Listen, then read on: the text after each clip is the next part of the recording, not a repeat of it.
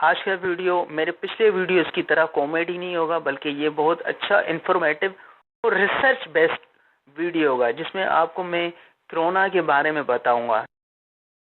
इतना डेंजरस कैसे हुआ है, वाकई में ये डेंजरस है भी है, बस ऐसे ही गल्ला बनी हुई हैं। तो आज मैं कोशिश करूंगा कि आपको कोरोना के हवाले से कुछ बातें बताऊं, क्योंकि बहुत सी थ्योरीज, कॉन्स्पिरेसी थ्योरीज आ रही हैं कि आया कि ये एक अमेरिकन अटैक है, बायो हमला है, इसको हम कह सकते हैं, या कोई अमेरिकन साजिश है, या कोई ये खुदा की तरफ से कोई अजाब इलाही है। आज मैं आपको बहुत से फैक्ट्स बताऊंगा कि आया ये वायरस क्या है। ये वायरस अकेला ही वायरस है जिसको इस दुनिया ने इफेक्ट किया है, क्या इससे पहले भी हमारे कंट्री में या हमारी दुनिया पे वायरसेस ने अटैक किया है। सार्स एक वायरस था, बहुत खतरनाक वायरस था। 2002 में ये चाइना के नॉर्दर्न एरिया से, ये चाइना की नॉर्दर्न एरिया से किसी मछली मार्केट से ये वायरस पूरी दुनिया के 29 कंट्रीज में फैला था, जिससे जो रिपोर्ट हुए थे केसेस, वो 8000 केस रिपोर्ट हुए थे, जिसमें से 800 बंदे ये वायरस मार चुका था। उसके बाद फिर एबोला वायरस आया। ये भी वायरस बहुत खतरनाक था। मैं आपको यहाँ पे रिमाइंड करना चाहूंगा कि जब 800 बंदे मरे थे और 19 कंट्रीज में ये वायरस सार्स फैला था और 8000 केसेस बने, तो तब ऐसी पैनिक नहीं फैली थी जो अभी कोरोना के टाइम हुई है। उसके बाद जब एबोला आया, ये अफ्रीका में वायरस आया था। ये सिर्फ 3 कंट्रीज में, 3 मुल्कों में फैला था, और इन 3 कंट्रीज में जब ये फैला था तो इसकी जो रिपोर्ट केसेस हुए थे वो आए थे 28,652 केसेस, ये एबोला वायरसेस आए थे, और उसमें से 11,325 बंदे मर गए थे इस वायरस की वजह से, सिर्फ 3 कंट्रीज में। आप ये इमेजिन करें, 3 कंट्रीज में 11,325 बंदे मर गए थे, मगर फिर भी ऐसी पैनिक नहीं फैली थी जो आज यहाँ फैली हुई है। फिर उसके बाद HIV एड्स आया। ये भी बहुत गंदा वायरस है, मगर फिर भी इसके अगेंस्ट हमें ऐसी अफरा तफरी नहीं देखी जा रही। इसके बाद कोरोना वायरस आया है। कोरोना ने तो बिल्कुल ही दुनिया का नक्शा ही बदल दिया है। आज की रिपोर्ट है, मैं आपसे शेयर करता चलूं कि आज जो ये रिपोर्ट आई है उसमें 5,85,343 लोग इसके रिपोर्ट हुए हैं कोरोना के, जिसमें से 26,853 बंदे इस वायरस ने मार चुका है। अब मैं आपको इन तीनों वायरसेस के डेथ टोल बता रहा हूँ कि ये कितने खतरनाक थे। सबसे पहले मैं आ रहा हूँ सार्स वायरस पे। सार्स वायरस जो था वो 8000 बंदों में से 800 बंदे मारा, और उसकी जो डेथ टोल है वो 8% है। और एबोला की ये जो डेथ टोल है वो 13% है। 13%, यानी कि 100 बंदों में से 13 बंदा ये मार रहा था। उसके बाद फिर ये कोरोना जो आया है, आप यकीन करें, ये सिर्फ और सिर्फ 3% है। इसकी डेथ टोल सिर्फ 3% है। इससे पहले जितने भी वायरस आए थे उनसे बिल्कुल कम है ये। तो अब इससे खुद अंदाजा लगाएं कि ये अफरा तफरी क्यों है, क्या है, इसके पीछे क्या वजह हो सकती है। मैं आपको इस कोरोना वायरस के हवाले से कुछ और डिटेल बताना चाह रहा हूँ कि ये कोरोना वायरस किन किन बंदों को मार सकता है, किन किन एज के बंदों को ये हलाक कर सकता है। तो जो रिसर्च आई है, रिसर्च में यही बताया गया है कि 10 साल से 50 साल के बंदे की जो उम्र है, उसमें ये कोरोना वायरस सिर्फ 2 से 4% मार सकता है, यानी कि 2 से 4% जो होंगे बंदे वो मर सकते हैं। फिर 50 साल से 80 साल के जो बंदे होंगे, उनमें ये जो इम्कानात है मौत के वो 4 से 8% है, और जो 80 साल से ऊपर है उसमें बहुत खतरनाक हद तक कह सकते हैं कि 14% है। तो कहने की बात यह है कि ये इतना वायरस है क्या जो इसकी वजह से इतनी अफरा तफरी है।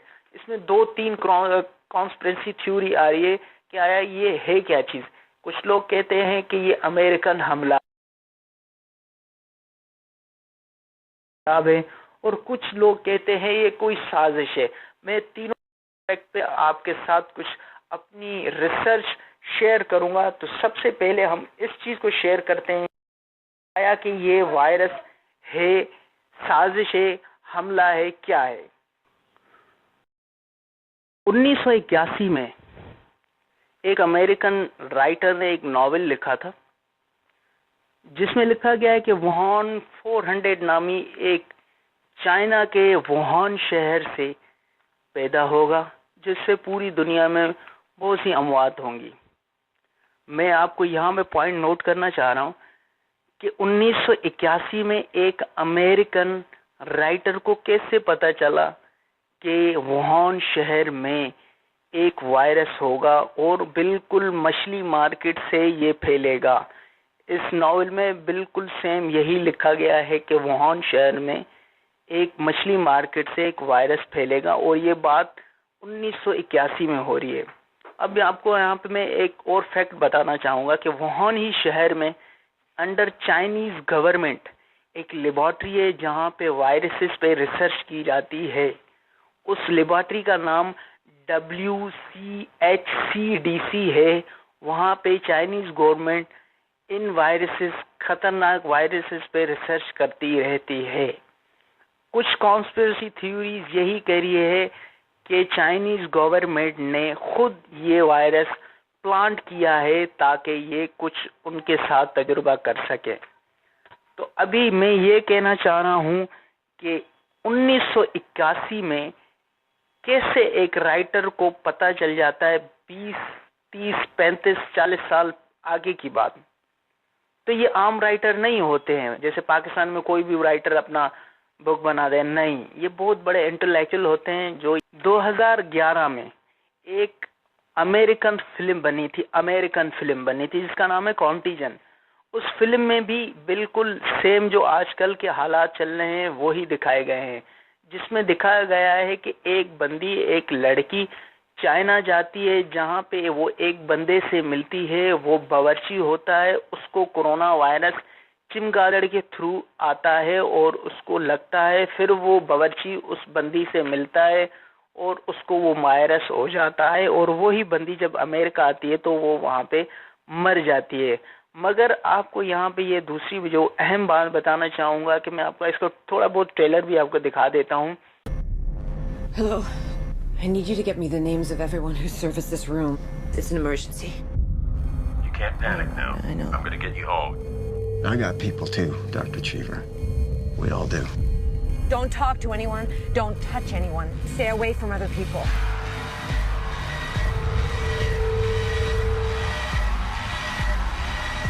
Get back in your car! We're not sick! It's figuring us out faster than we're figuring it out. It's mutated.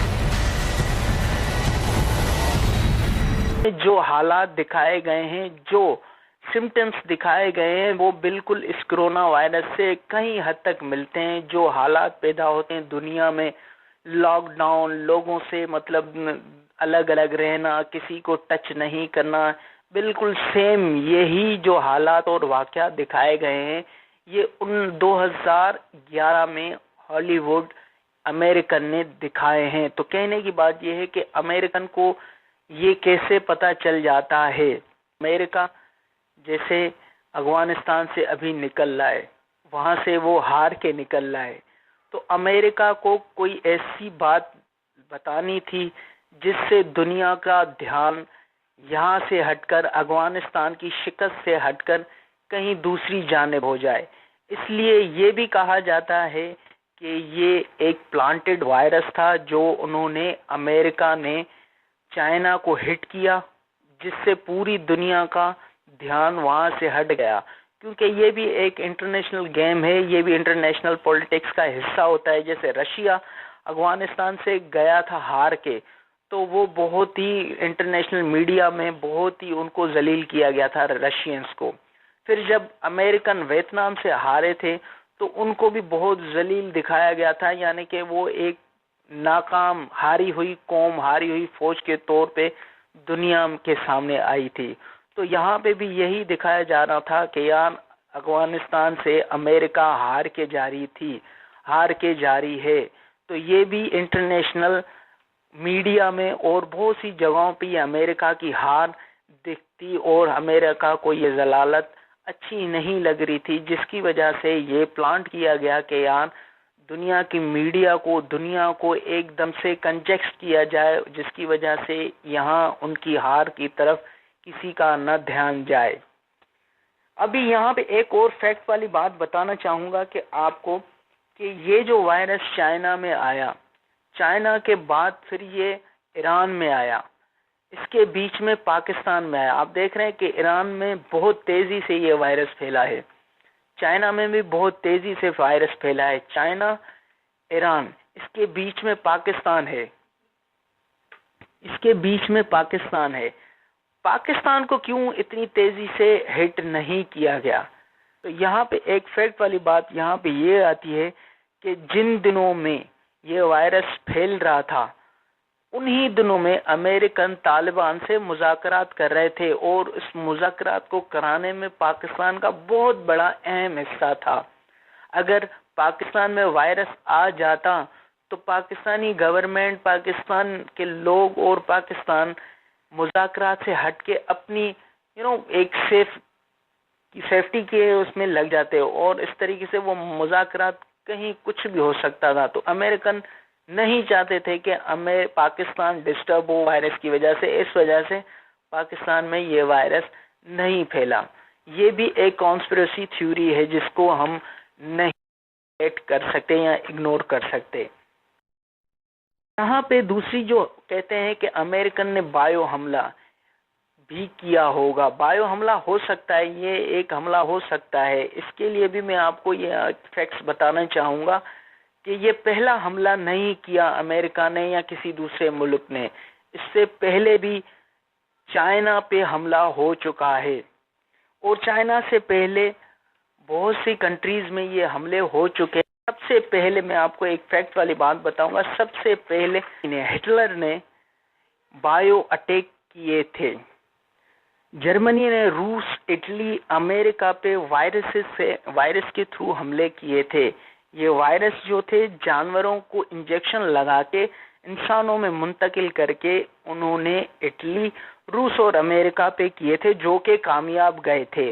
उसके बाद 1925 में जिनेवा में जब जंग खत्म हुई तो 1925 में जिनेवा में 19 मुल्कों ने मुआहदा किया कि भाई आइंदा हम ये बायो वेपन्स इस्तेमाल नहीं करेंगे, वायरस के थ्रू हम जंग नहीं लड़ेंगे। उस कॉन्फ्रेंस में अकेला अमेरिका था जिसने इस मुआहदे पे दस्तखत नहीं किया और वो ऐसे ही चला गया। उसके बाद जापान ने चीन पे हमला किया 1936 पे। 1936 में उन्होंने, जापान वालों ने अपने 300 कैदियों पे एक टेस्ट किया जो कि वो कामयाब गया। उस टेस्ट में उन्होंने एक ऐसा वायरस बनाया था जिससे उन कैदियों में सरतान, कैंसर और दूसरी मोहलिक बीमारियां हुई, जिससे वो तड़प तड़प के मर गए। फिर जापान ने 1940 में ये मैदान जंग में इस्तेमाल किया और चाइनीज को बहुत ही भयानक तरीके से शिकस्त दी कुछ मुहाजों पे। फिर जब चाइना ने देखा कि ये जापान ने बायो अटैक किया है तो फिर उन्होंने रिवर्स करके, जिसके थ्रू ये आया था वायरस, उसी के थ्रू उन्होंने वो जानवर पैक करके जापान वालों को रिवर्स किए और वहां पे जापान वालों का भी नुकसान हुआ। जब ये हमले कामयाबी से होते रहे तो अमेरिका वालों को बहुत अच्छा लगा। उन्होंने कहा है कि ये भी बहुत अच्छा हथियार बन सकता है। इस हवाले से जब जॉन एफ कैनेडी का दौर आया तो उन्होंने अपनी डिपार्टमेंट को बोला कि भाई मुझे ऐसे वायरसेस वाले हथियार चाहिए। उन्होंने बोला कि हमारे पास फंड्स की कमी है, हमारे पास सिर्फ 75 मिलियन है जिससे हम ये वायरसेस वाले हथियार नहीं बना सकते। जॉन एफ कैनेडी ने कहा कि मैं आपको 300 मिलियन का फंड देता हूं, आप इस पे काम करें और जल्दी से कोई ऐसे हथियार बनाएं जिससे हम किसी भी मुल्क पे हमला कर सकें। उसके बाद आप देख रहे हैं कि शायद ये जो कोरोना वायरस है ये भी कोई हमला, बायो हमला हो सकता है। आपके सामने सब फैक्ट और फिगर्स मैंने रखे हैं। अभी आप खुद ही बता सकते हैं कि ये क्या मसला हो सकता है, ये क्यों इतनी अफरा तफरी फैली है। हालांकि ये इतना वायरस खतरनाक या डेडली नहीं है, दो के ये खतरनाक है मगर इतना नहीं है जितना ऐसी अफरा तफरी है। इसके बारे में मैंने आपको बहुत सी फैक्ट्स और फिगर्स बताए हैं। मेरे वीडियोस को आप देखें, सब्सक्राइब करें। आइंदा भी मैं आपको बहुत अच्छे इंफॉर्मेटिव वीडियोस बना के दूंगा। Wish you all the best. Pakistan जिंदाबाद।